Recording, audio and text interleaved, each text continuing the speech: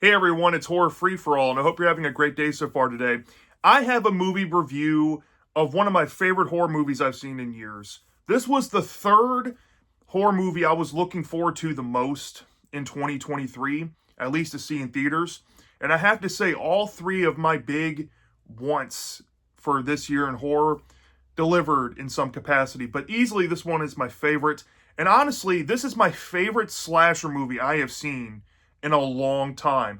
Like, honestly, I'd put this up there with my love of The Burning or Halloween 4 or other movies that I've loved for so many years.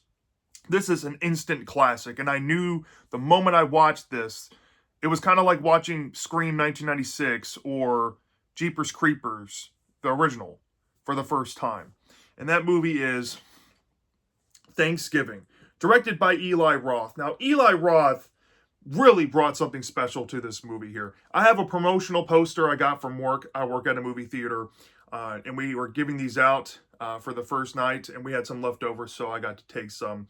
So we had this front-facing image, and then you have the John Carver Create Your Own. I'm going to have this framed and put on my horror wall, just because John Carver instantly became a horror icon. And I have the front-facing image already framed, so now I'm going to have both of these for the Thanksgiving IP on my wall for representation, because this movie was absolutely fantastic. Eli Roth, what a fantastic filmmaker. His movies, I feel, have gone underappreciated for a long time. Like, he's famous for making Green Inferno, the Hostel movies, and Cabin Fever. And those are like pretty much his most famous films that I can think of. There's also one that I can't really remember the concept of, but it came out in recent years, and I didn't think it was that bad either, right? But Thanksgiving is so special. It's a special movie, and it has a lot of fun history to it. So back in 2007, Grindhouse, made by Quentin Tarantino and Robert Rodriguez, came out with a double feature called Planet Terror and Death Proof. And when you went to go see these movies together in the theaters, there were fake trailers, and there was about 5 of them that were made.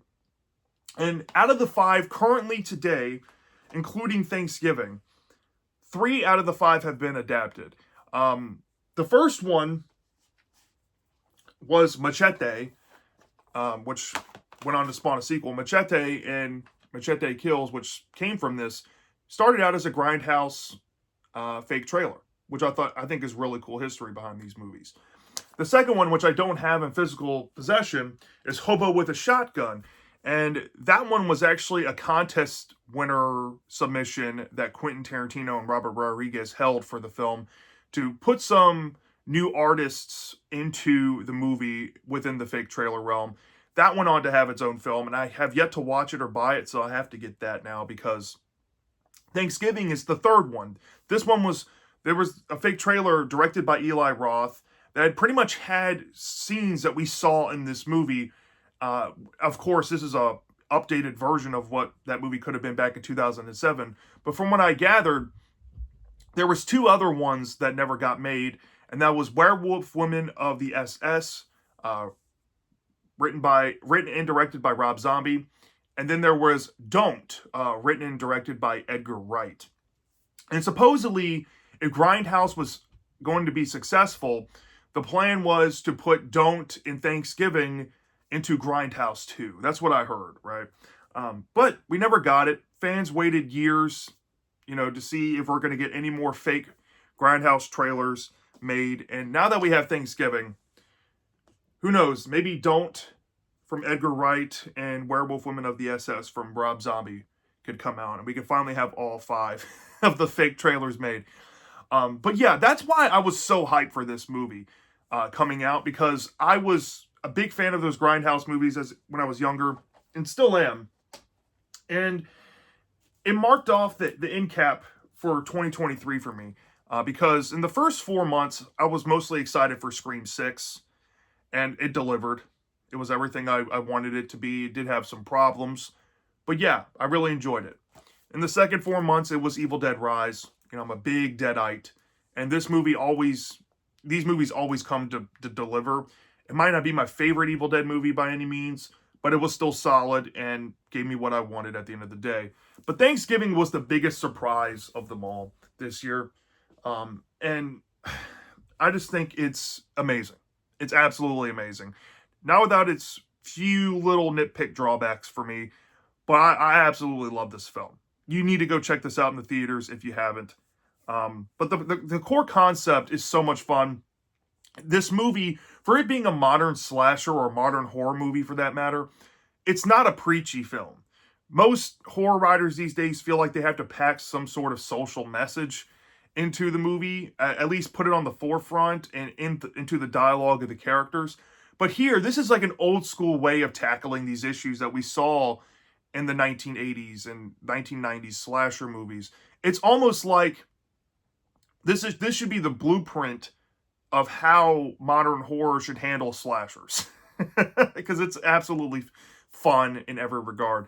But the core premise is that this girl and her boyfriend, it's on Thanksgiving night, and the girl's father owns this mart in the town of Plymouth, Massachusetts, that's hosting a Black Friday sale. And because Black Fridays are no longer relegated to opening at 6 a.m. on Black Fridays, they have to start on Thanksgiving night because of the demand. It plays into that. And the store manager is having dinner at the family mansion because they're rich from this mart. And he has to head off to work. And the guy has a wife that he's married to and all that. And he has the sheriff, who's played by Patrick Dempsey, is the man's best friend. And they're all going there to, pretty much keep an eye on the mart for the night. And the store owners are going to maintain in the mansion. And the girl and the guy want to go see a movie with their friends. So they hop in a car and they have a pit stop they want to do. And these four characters are so much fun. You have two football player jocks and two, like, airheaded girls, kind of. That's what they're played up to be. But they head over to the mart to sneak into the back to maybe get some free merchandise because Black Friday is always hectic, and you can pretty much get away with stealing stuff, and that's why they're there, right? And you get a sense that when they come to this humongous crowd of people in front of this mart, that the whole town is angry. And honestly, I think it's played up pretty realistically of how people act on Black Friday. There's no solid lines anywhere. It is completely a gelatinous blob of people that can spread out into the parking lot sometimes behind a barricade. And people are ugly with each other, trying to cut each other, get in front of each other, accuse people. It gets terrible, and it kind of exposes the horrible side of humanity and society, and holiday festivities and all that. Well, the teens end up getting inside of the store, and they decide to start messing around and playing with some people outside of the building that can directly see inside, taunting them. And this pisses off one of the douchebag characters out in the crowd. He takes the megaphone and shouts in the megaphone, "Hey, they're opening," which causes this massive stampede trample over the barricade. The security guard that was supposed to be watching the outside scurries off and hides. And all these terrible people break in, knock down the door, and the door collapses on top of the inside security guard, pretty much crushing him to death. And we see this humongous montage of just insanity inside of this mart. There is death. I mean, holy fuck. And Gina Gershon's character, this happens early on, so it's not really a spoiler. She is the wife of the manager of the store. She has a horrific death. And there's a character, the girl's boyfriend gets a horrific injury. And there's just wild shit happening. Well, the event unfolds, and there's a year time jump.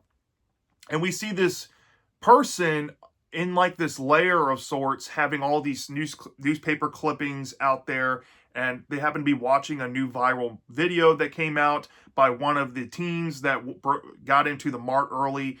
He pretty much recorded the whole event on his smartphone and made it into a viral video to get some publicity out of it. And the whole town seems to have a problem with these teens, especially like this waitress at the diner who was a part of that massive crowd getting pissed off. They all know really what happened and what caused it to happen, right? And the teens are kind of living with that. The girl's boyfriend up and left the situation, so she's now with this new guy who we saw in the beginning of the movie. He's a new kid. He has a love interest with her, but he doesn't know how to get in his footing without that other guy being there. But since the other guy is gone, he's now taken the mantle of being her boyfriend.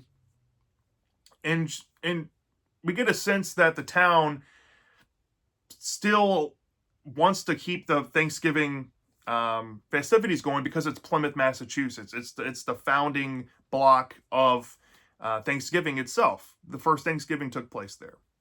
So they're talking about doing this parade, this annual Plymouth Thanksgiving parade. They're getting geared up for that. And then we start to see some things unfold in the plot. And this is where I'm going to keep it very brief because it's a brand new movie. I want you all to go see it. Pretty much, this killer starts dressing up like John Carver, the first governor of Plymouth. They have these like little plastic masks that everybody in the town has. And even like protesters who are protesting the Thanksgiving festivities. One of them happens to be the man of the dead wife, played by Gina Gershon. And somebody in this mask is going around killing people in some wild fashions and some deaths I never thought I'd see. There's one involving a freezer that was insane, and it's all practical. And then we get a sense in like the classic, schlocky early 80s style that these bodies that this killer amounts, he has an ulterior plan with them. And there's like this table involving that, like a Thanksgiving table, and there's cards with all the teens' names on it. You can kind of think of that, what that looks like for yourself. But the plot goes along.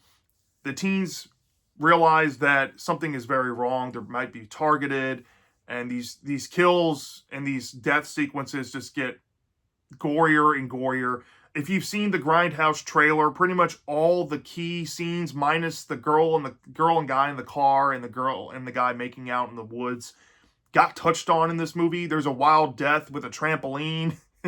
There's a wild death with a circular saw. There's a wild death with a meat carver. And then you have the corn cob skewers playing a role in one of the deaths too. It plays into the holiday theme, and it's well done. There's even, if you've seen the Grindhouse trailer, the giant turkey that's supposedly made out of human, you might get that here. It's wild. It's absolutely wild. And then you have a build up. It's kind of like if you took My Bloody Valentine, the remake, like My Bloody Valentine 3D, and mixed it with Scream. That's pretty much this film. You get a sense of a whodunit movie. You find out that there's many suspects throughout the film. I'm not going to touch on specifically which ones they are, but there's about 3 distinct ones. There's some fun side characters like this guy trying to sell alcohol to kids. He's over the top, and there's a lot of fun with that. There's some setup and payoff with the main girl dealing with a musket. And the villain, whoever ends up being the villain, looks like they're having the time of their life in this role. Everybody looked like they were really into this script and into this film. And then it ends on like a classic slasher stinger to sequel bait the audience. And I highly hope we get a sequel because this movie was fantastic. And that's essentially what you're going to expect out of Thanksgiving. I went very vague after a certain point just because I can easily get into spoiling the entire film for you. But that's all you have to know going into it. This film was utterly fantastic. The actors, I wish I knew a lot of them, a lot of their names, but the chick who played the main character, the final girl, did a fantastic job. Her emotional range was great. I thought the way that her new boyfriend and her old boyfriend were written into the story wasn't too drama focused, but it was enough to make them interesting. I think every character here had a distinct personality. The 2 jock characters were absolutely fun in the friend group. The one guy with the slick back hair, I thought he was Yolo Maggiera for a minute. And I'm like, wait, he looks like almost a spitting image of this guy. He's not Yolo Maggiera from Cobra Kai, surprisingly. But this guy, he ate every scene he was in. It was fantastic. And I will never forget the climax of this movie, and just how warped that stuff was. Every single kill I could think of, even in the climax, I could tell you that there's one with a meat hammer, someone getting hit in the head with one. Some of these kills are absolutely just jaw dropping, and everything was practical in this movie. And I have to give it to the crew on this film for making a non CGI bloodfest film. I mean, it was a passion project through and through, and you can tell that. You can tell that Eli Roth, and I forget the co-writer's name, still had that appreciation for grindhouse films. Slashers are a part of the grindhouse, theme, and they really understood what makes a good slasher, and especially a classic slasher. This is honestly like if you had modern day tech inside of a 1980s slasher movie. And like I said early on in the review, it's not preachy. Like, this movie could easily get preachy and take itself more serious, but it is a camp fest when it wants to be, and it has its deep messages with it as well. And that's why that's what I think has been missing in horror movies for so many years, is that people just don't take the fun out of it anymore. Everybody and all these creators want to take their craft seriously and make like a highly preachy movie and try to be technically this and technically that, but nobody wants to be fun anymore. And I feel like Eli Roth just really got what a slasher is in this film. And honestly, I tip my hat to him. It makes me think that if Eli Roth can come and pretty much replicate, what made slashers great back then, it makes me want to see, people that kind of understand the fun of slashers like Patrick Lussier and Todd Farmer. I want to see them come back and do more slashers like Eli Roth is doing. Honestly, give Eli Roth more films to make because I think he gets it. I think he gets horror. You can tell he's a rabid fan of horror. You can tell that he's like pretty much like the book on horror. I mean, if you've ever heard of an interview from this guy, he's incredibly intelligent. I mean, great, fantastic creator. Everybody in this movie brought it. I don't think there was one bad acting performance in here. Everything from the sequences of the stunts and all that, perfectly choreographed. There's legit jump scares that aren't cheap. You actually see a jump scare of somebody suddenly getting beheaded and stuff. That shit is wild. There's a scene involving, in the parade, a dad and his two daughters. Oh my lord. That jump scare was easily the best one. I don't know. This movie is so magical. The soundtrack, the look of the movie, the color hues, the setting of it. I think it was actually filmed in Plymouth or something close to it because it looks believable. It was incredible. It was incredible. I mean, the cinematography was excellent. The camera work was beautiful. The mystery aspect of the plot was engaging and thrilling because when you sit down and peel back what's happening, the killer is essentially out for revenge of what happened in the events prior, in the prior year at the Mart tragedy, when the barricade broke and the people let loose and people died, innocent people died. So it's a fun little whodunit in the sense that they're after revenge on the main players of the tragedy and who caused it and who incited it. And you see all these people pretty much get their comeuppance. And then there's some wild angles fitting into the Thanksgiving theme because it plays into, I guess its own commentary about, people recording things these days with smartphones, things that they should not be recording and putting on the internet. It plays into that, but it's not preachy about it, like I said. And it's very smart. And the whole climax, I think, is just a reflection on, Roth's understanding of holiday horror. and that's kind of how I feel like why Scream 7 might be leaning into Christmas horror, and Terrifier 3 is going into Christmas horror. It's just holiday horror is back in style. And this was just utterly fantastic. Like I said, I'm kind of rambling on at this point, but I really have nothing but praise for this film. The pace is excellent. And like I said, they're solid suspects. And the reveal of the killer, you might see it coming if you're trained on these type of movies. You can easily pick out which three the film is definitely hinting at the most. But the motive you don't see coming. It's a plot twist and a recontextualization. Kind of like that old My Bloody Valentine reveal, but not the same thing at all. But it actually makes more sense in that movie. So, yeah, that's why I think that if you're a fan of, like, especially My Bloody Valentine, the original or the remake, I should say, both, or the Scream franchise, this movie might be for you. Now, I have seen some negative criticism of the film, people saying that, oh, this is just a Scream ripoff, blah, blah, blah, blah, blah. Whodunit slashers have been there since the dawn of the slasher genre. I mean, Scream, if anything, took from its predecessors and just made it into a pop culture phenomenon more than they ever did. This film feels like those predecessors to Scream, more so than trying to be Scream. And I really like that for a post-Scream era whodunit slasher. It has its own identity.